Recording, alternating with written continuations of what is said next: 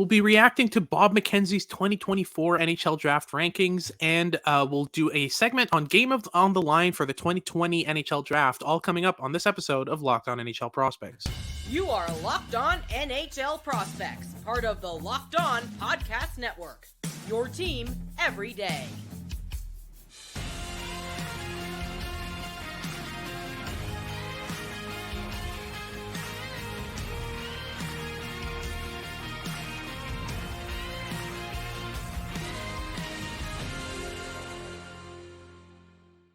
Hello and welcome back to Locked On NHL Prospects, part of the Locked On Podcast Network, your team every day. On this podcast, we'll break down everything prospects related for you 5 days a week. I'm Hadi and Sebastian, joined by Sebastian Hi.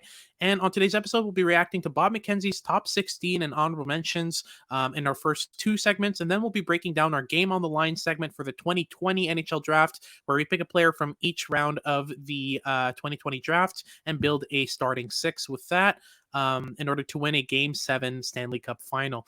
But before we get into any of that, I just want to talk to you about our sponsor. This episode is brought to you by FanDuel Sportsbook, official sportsbook of Locked On. Make every moment more. New customers can bet $5 and get $200 in bonus bets guaranteed. Visit fanduel.com/locked-on to get started. Also, if you're watching on YouTube, make sure to like and subscribe. Leave us a comment letting us know what you want us to talk about. And if you're listening on your favorite podcasting platform, make sure to make us your first listen of the day. Now, let's get started with Bob McKenzie's rankings. These were unique, to say the least. We can start with the top 5 here. I think Macklin Celebrini at 1 is fair. I mean, a lot of people have him at 1. The player he has at 3, I might have in that contention. But let's talk about Celebrini for a bit. I mean, we're talking about a player who can do a bit of everything, but has a skill set of a top-end player, right? Oh, for sure. I mean, Celebrini outproduced Adam Fantilli's D-1 season with the Chicago Steel last year, and did so as a far younger player in that season. Celebrini is a pretty late birthday for the draft class, whereas Fantilli is not. So in terms of production going into his draft year, he has an excellent foundation already, and it's understandable that he's kind of the default number 1 talent going into this season.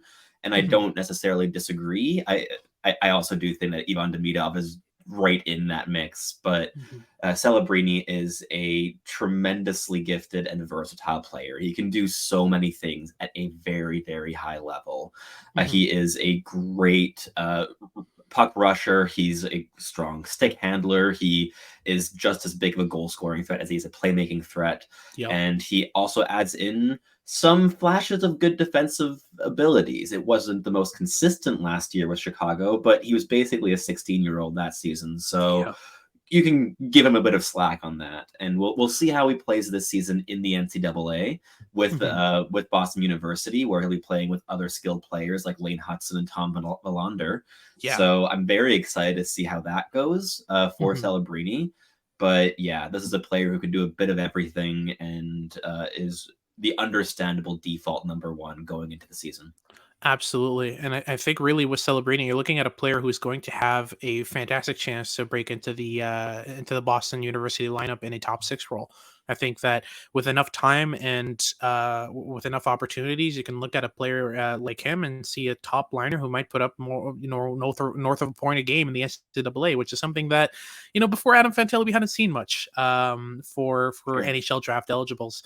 But moving on to the second overall pick, I think this is fairly contentious. Cole Eiserman at 2 is a bit of a difficult one for me to wrap my head around. I fully am on board with his goal scoring ability.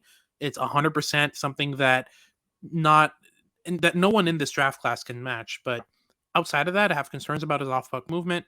Defensively, you're not getting much out of him. He's a fairly big body, but doesn't use it all that well. With Eiserman, I mean, what's the draw for him at 2? Is it really just a goal-scoring ability, or do you see something else in this game that can justify this ranking in Bob McKenzie's top 15?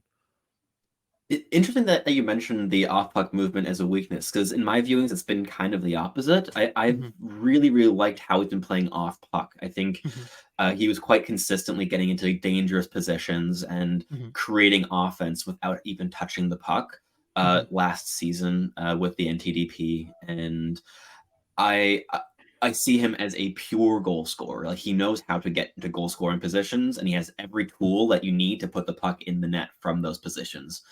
Which is great. I don't think the shot is quite the same level of tool as like a Cole Caulfield or if going back past US NTDP snipers. I don't know if it's quite the same level of elite, but he plays with a lot of power, and I think the combination of power and skill and goal scoring ability is really nice. I have a lot of questions still about his on-puck game. I'm not convinced that he's overly deceptive on the puck just yet. I still have questions of just how effective he is in using his line mates. Like he still needs to really learn the give and go more effectively. And just overall being part of the team, I thought last season in his stint with the NTDP, he was the elite goal scorer, but he wasn't really playing as part of the team. He was kind of just plopped in, and he was a role player to get the puck into the net. I saw James Higgins as a player who was really immediately part of that NTDP team and was really part of the fabric of what made them good and what made them tick. Whereas Eiserman was kind of on the outside looking in, and I think he's also a bit of a peripheral player in reality. And I still have some questions there. I personally wouldn't have him in the top 3 tentatively just yet, but the tools are there and the goal scoring is there. And I'm curious to see what he looks like with the NTDP this season, because we haven't seen like the star NTDP player be a power forward sniper in a long time. So I'm looking forward to seeing that, especially since he's a winger. And so I'm curious to see how he gels with the rest of that lineup. But at number 2 is a little bit high for my personal liking here. For sure. And obviously we have Ivan Demidov at 3, which, I mean, we've talked about him we at adore length. Him. I don't think we need to go too much in depth. Pure skill-wise, the best pick in this draft, in my opinion. But then at 4 and 5, we have a pair of defensemen who I don't know if I'd have him in this order or even this high. We have Artyom Levshunov at 4th overall and Sam Dickinson at 5th. My read on Dickinson is you have a player who's very physically mature, who's very defensively mature as well. I just, outside of that, I don't see the offensive upside and potential in order to justify him being a kind of top 5 pick. Usually you look at guys who are more of a two-way presence in that role. I like some of the elements of his shooting selection, his shot selection, his playmaking selection is good, but the skills themselves, the tools themselves don't excite me as much as a player as some of the players that are in the latter half of this ranking or even outside of it. And Artyom Levshunov, I mean, the viewings have been hit or miss, haven't they? I mean, you're looking at a player who one game will give you fantastic defensive results, will make great plays out of his zone, great breakout pass or decent skater, that kind of stuff. But the decision making is so inconsistent with him. I don't really know what to do with him yet, and I feel like a lot more viewings is going to help kind of solidify what he is. But as he stands right now, I have a lot more questions and answers with Artyom Levshunov here, and putting a player with that many questions in his game at 4th overall. I know it's early, but it's early. It is. I don't know what to make. I don't know what to make of this, really. Yeah, I'm kind of in the same boat. Like, I see Levshunov as a player who could have a similar trajectory as Cam Allen did last draft cycle, where he got an early top 10 ranking, and there's a lot of questions, especially with the decision making. But I'm not sold on him. Dickinson, on the other hand, I think I like a little bit more than you do, at least to start the season. I think around like 5th overall is a perfectly reasonable range for him.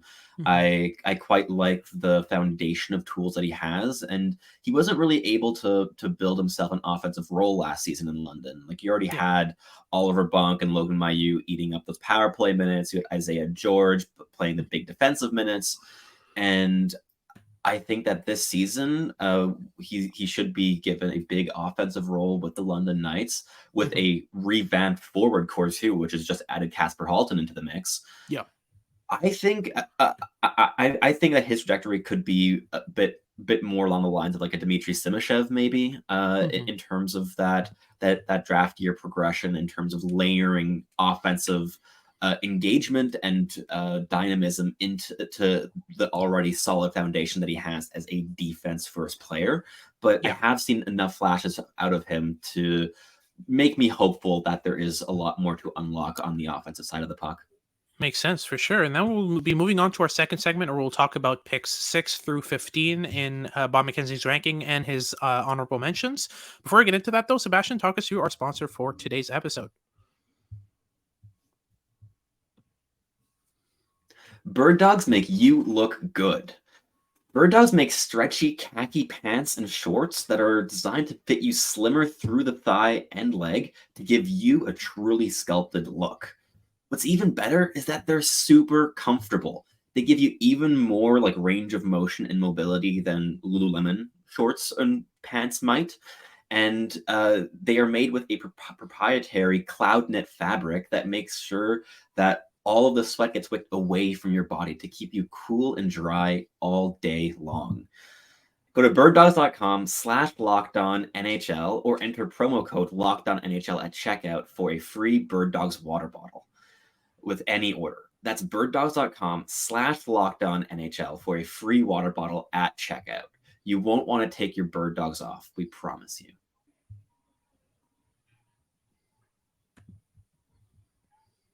All right, so moving on to our second segment, we'll be continuing our reaction to Bob McKenzie's rankings. We've got picks 6 through 15 coming up with Bob McKenzie's honorable mentions as well. We'll start at 6 overall here, a player who I think by the end of the year will be a lock for the top 5 and might even be in contention for the top 3 in Berkly Catton. Catton has been really, really impressive to me in the viewings I've gotten from him, especially at the Helenius Cup. He really showed how he can carry a team, become the focal point of a team as stacked as Team Canada. I mean, that's no short order for a guy like Berkly Catton. And for me with Catton, it's always been the clutch factor, the goal scoring ability, the high end vision and playmaking. He also has some great hands. I mean, offensively, there's a lot to love, but I was fairly impressed with the defensive shifts that I saw from him in the Helenius Cup. I'm not sure how consistent that is with his junior tape, but so far the viewings I've gotten from him have been fairly impressive across the board, and he's in my tentative top 5. So, what do you think keeps him out of the top 5 on Bob McKenzie's rankings? I mean, the obvious thing to throw out there is size. Like, Catton's an undersized forward, and he also didn't quite produce at over a point a game last season in WHL, so there isn't exactly that repertoire of already being a point a game player before the draft year season rolls around. I think those things make it understandable that he's outside of the top 5, at least to start right now, especially since undersized forwards usually have a lot of ground to make up, and they really have to prove why they belong in that range in order to get drafted there, which, and I mean, Bob McKenzie's ranking here, that this is all like a consensus ranking of NHL scouts. Like, it takes a bit longer for small players to impress their value upon traditional NHL scouts. So I think that might be another factor in there. But I agree. I like him a ton. He plays with a ton of grit. He's really inside driven, really skilled, quite mobile, very adaptable under pressure. I've liked what I've seen quite a bit so far from Berkly Catton. Makes sense. And then we move on to Konsta Helenius, who's the 7th pick in Bob McKenzie's rankings. I am a big fan of Konsta Helenius. I feel like, you know, I don't know if top 5 is reasonable with the depth of this top 10, but for me, Helenius is up there in terms of skill set. One of the most elusive and explosive skaters that you'll see this year. Very fluid on the puck, capable of adapting very quickly in terms of his posture in order to receive bad pucks, that kind of stuff. He explodes out of every stride and makes sure that he doesn't kind of slow plays down or you know, when he delegates the puck, he doesn't put his teammates in trouble or, you know, put the puck in a worse condition than he got it in. Every play seems to advance play really well. So I'm really impressed with the decision making, the fluidity, the edge work, the explosiveness of Helenius, and he's also been decent defensively as well. So he's one guy I'm keeping a close look on for this year. But after this, we've got a trio of defensemen here in Adam Jiricek, David Jiricek's brother. Then we have Anton Salayev and Aron Kiviharju. Anton Salayev we talked about a couple episodes ago, and I don't think either of us are impressed enough with him to put him in the top 10, even though he's got 7 points in 8 KHL games or something like that. Yeah, I think it's 6 points in 7 games. He's been playing big minutes in the KHL to start the season. This is a hulking defenseman, but I have a lot of concerns in terms of his composure, his processing speed, and his scanning habits. And those are 3 things that struck me in my first couple of viewings as being like subpar to the level of being like massive red flags and like really big concerns that he needs to work on. And the KHL isn't exactly the environment where you learn those things. You kind of need to know those before you get thrown into that fire. Yeah. And a lot of his productions come off of secondary assists, like rebound shots on the point. It hasn't exactly been of him quarterbacking the rush or being overly proactive offensively. So there's definitely a bit of a grain of salt to that production, and I expect it to peter off as the year wears on.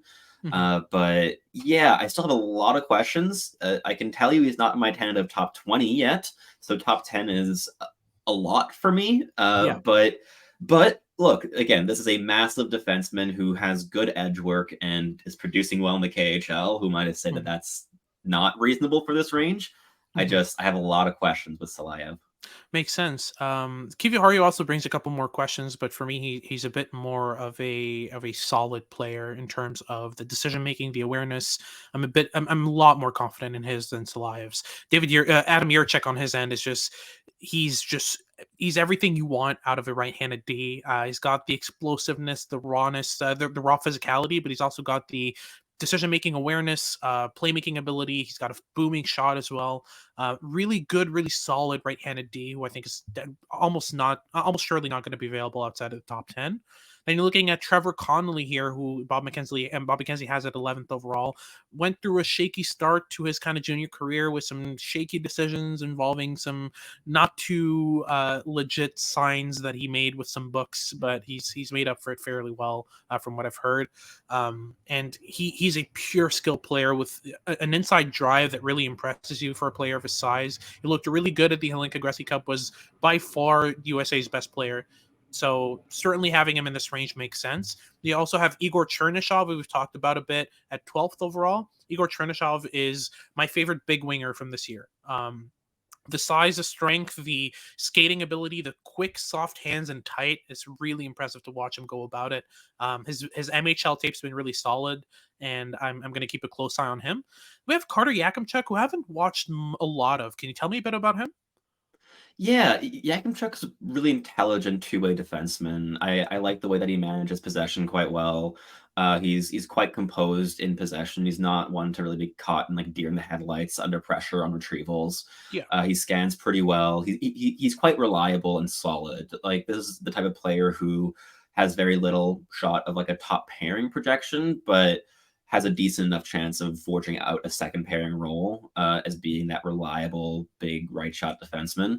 So I think that this range is fine, though the next defenseman on the list is one that I'm personally a lot more interested in, and that's Zayne Parekh, who is, to me, the premier offensive defenseman in this draft class. You could throw Cole Hutson's name in the mix, who's an honorable mention on Bob McKenzie's list here. But Zayne Parekh is a great goal scorer. He is tremendously dynamic and fluid in his movements. He's a great skater. And he has no right to be as strong defensively as he is when you pair it with all those offensive tools. He's fairly reliable in his own zone. He keeps his gaps quite consistent. And he knows how to suffocate play out on the boards. And he's not the most physical guy, but he has a decently big frame. He's 6 feet tall. It's just like the weight really has some catching up to do there, and the physical game should progress alongside that. But this is a player who I think could be a real difference maker at the NHL level, and I expect him to climb up the ranking from this 15th overall slot. 100%, fully agreed. Then we have Michael Brandstad-Nygård, who we talked about in last episode. Michael Brandstad-Nygård is a big Norwegian right winger who plays with a lot of pace, and his forechecking game, his defensive game are so solid. You're talking about a certain NHLer here, not as confident with the offensive projection as I am with Igor Chernyshov, for example. But he's still up there for me because, he's got everything in order to step into a pro role right away, essentially, and make an impact. And then the final player in Bob McKenzie's top 16 is Henry Muse, a mobile defenseman with, he's got the offensive skill to get around. He's got some defensive skill as well, but not to the level of his offensive game. He's definitely a bit more offensive leaning in the viewings that I've had, especially the Helenius Cup. You could see him pinch a lot and try to get involved offensively as much as he could, but I'm curious to see how his defensive game develops into a strength because he has a decent amount of tools. His lateral mobility is really good. His backward skating is really good. His stick positioning is really good. So I'm interested to see how that develops. An interesting omission from this top 16 though is Cole Hutson. In my opinion, you're looking at Cole Hutson, and it's very difficult to justify him being outside of the top 16, isn't it? I agree. This is a player who is he embodies dynamism, and while yes, there are a ton of question marks on the defensive side of the game, like there's no doubt about that. He is more raw than Lane Hutson was in his draft year defensively, Yeah. but his offensive game is so much more controlled and effective at the same age, and he's also younger, and he's a far better skater. He knows how to also layer all of the other tools into his mobility and into his like execution of plays at high speeds and executing plays while he's moving laterally and switching lanes. He's so dynamic and so much fun. And while he's not a sure thing by any stretch of the imagination, this is a player who could certainly grow into a top pairing, like first power play quarterback role. Like the upside is tremendous here for sure. Absolutely. But that wraps things up for a reaction of Bob McKenzie's top 16 and honorable mentions. And we're going to move on to our game on the line segment for the 2020 NHL draft right after these messages on Locked On NHL Prospects.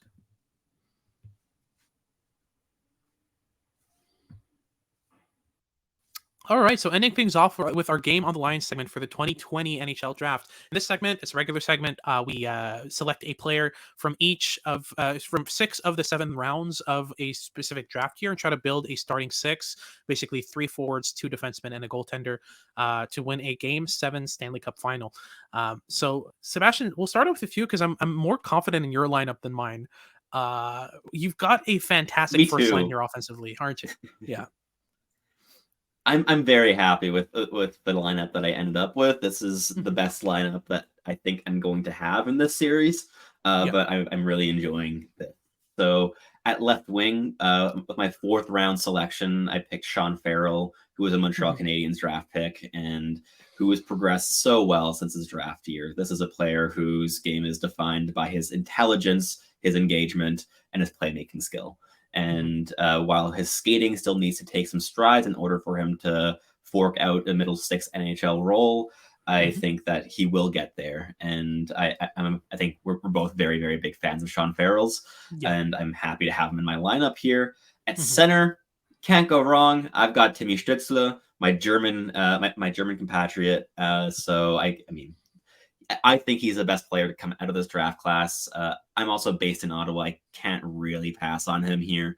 And yeah, I'm just basically the plan is in the offensive zone, have Sean Farrell get the puck to Timmy Stützle, and it's probably going to go into the net. So I'm very happy with that layout. And I still needed one player to kind of wreak some havoc around the slot. So I added Brett Berard in the 5th round, who was a New York Rangers draft pick, who fell way further than he should have on draft day. He is a true buzzsaw. He will get to every dirty area and outwork every player on the ice. So I think I have a nice balance between my 3 forwards there. Absolutely. I went with a different route, mainly to keep my 1st round pick for the defense pair. I went with Antonio Stranges on the left wing, a pick of the... Damn, who picked him? Was it the Dallas Stars? Dallas Stars, yeah. I went a different route with my top line, mainly to keep my defense, my 1st round pick for the defense pair. I went with Antonio Stranges of the Dallas Stars at left wing. I feel like he's got a lot of the skill set and edge work and skating ability that you want out of a speedy, skillful winger. I feel he's going to play that role very well eventually in the NHL once he gets there. I decided to go with Daniil Gushchin out of the 2nd round in. Wait, hold on. Was it the 2nd round? 3rd. No, it was the 3rd round. Damn. I'm struggling. I ended up going with Daniil Gushchin for the 3rd round pick. Daniil Gushchin is a 3rd round pick of the San Jose Sharks, and he's one of your favorites, Sebastian, but he's also one of mine. He is a very, very, very skillful player. His offensive awareness is very impressive. He's always had a great shot, but he's improved upon his playmaking ability, become a lot better of a distributor, and his defensive game has grown in leaps and bounds as well. So he's going to be kind of the do everything center for me on that line. And then Brett Berard obviously is a, for the same reasons that you picked him. You need someone who's going to wreak havoc in the offensive zone, and he can absolutely do that. A bit of a smaller line with definitely less skill than yours, but I made sure to keep my 1st round pick for the defense pair. I went with Jake Sanderson at left D.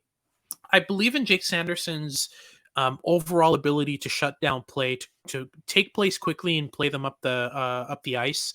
I think that's something that you really need with a lineup like this. I think a lot of my scoring is going to come off the rush with a player like Jake Sanderson on the back end, especially when he's paired with Brock Faber, a second round pick of the LA Kings, who you picked as well. Indeed. Faber is really impressive. You watch him this year, and he doesn't really seem like the type of guy who's going to, man a top power play or anything like that. But every decision he makes, especially at 5-on-5, is so clearly the right decision to make. I've really been impressed with Brock Faber's game, especially on the breakout. And then you went with a different route for your left-handed D, though, right? I did indeed. I didn't have my first round pick available anymore, but I did have my third, and I used it on Alexander Nikishin, who we've been talking about a lot on this podcast. And I was very, very happy to add him here. I think that it's very good value in the third round. Nikishin projects as a really, really high-end two-way defenseman, might top as a number 2 at the end of the day in the NHL. But he is going to bring a ton of offense and creativity and overall offensive control from the blue line. Whereas Brock Faber, I'm very happy that he's ended up in Minnesota, because he reminds me a little bit of Jared Spurgeon in some ways, of being understated. Yep. He lacks the same level of physicality that Spurgeon has, but he's an undersized, highly intelligent right shot defenseman whose production's not going to jump off the page, but is so effective defensively. And I'm very, very happy having him there. Mm-hmm. And in goal, we both made the easiest pick of this entire exercise in Devon Levi, because he's the best goaltender in their class. He was picked in the 7th round by the Florida Panthers before getting traded to Buffalo in that Sam Reinhart deal. And I think we're both quite confident with one of the top 2 goalie prospects in the league. Absolutely. And you talk about a goaltender who's adapted his game perfectly to his size. That's Devon Levi to me. I mean, everything he does is just perfectly tailored to the fact that he's not the tallest guy, but the athleticism, the lateral mobility, the edge work, especially the positioning, the aggression with which he defends his net. When he's facing an odd man rush, you'll see him hit the hash marks almost on those 2-on-1s, on those breakaways. Very aggressive and very willing to trust his edge work, which is something that I usually look for with smaller goaltenders. So I'm really happy with this pick, and I'm sure you are as well. But yeah, this wraps things up for today's episode. Thank you very much for tuning in. If you're watching on YouTube, make sure to like and subscribe. Leave us a comment letting us know what you want us to talk about. And if you're listening on your favorite podcasting platform, make sure to make us your first listen of the day, whether that's Spotify, Odyssey, Apple Podcasts, whatever it is. Make sure to check us out first. And then for your second listen of the day, make sure to check out Locked On Sports Today. They've got all your news and updates about the sporting world. This has been it for this week. Make sure you tune in next week for our episodes. This has been Hadi with Sebastian High, and we hope you tune in next time.